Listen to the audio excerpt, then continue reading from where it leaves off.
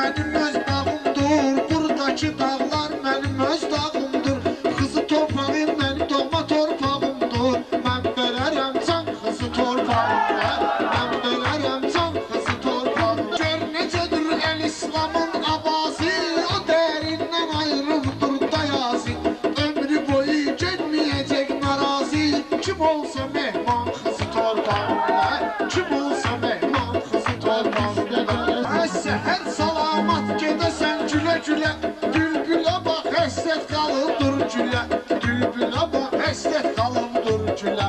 Biri teşvilədir, biri qoşəllə, mənəm beş atlan qızı torpağımda, mənəm beş atlan qızı torpağımda. Haçan görmüsən məni ağlayım mən, yolu gedəndə səni də qabaqlayım mən. Mənə dedilər ki bunları bağlayım mən, verildi fərman qızı torpağımda.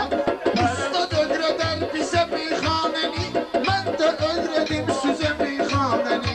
Mən çıxartmışam üzə meyxanəni, elə eləmin ki süzə meyxanəni. Qoyum qadağan qızı torpağımda, edim qadağız desin. Sənin bir ustad kimi qoydanamsa, düşüb bu ateşlərə mən yanamsa.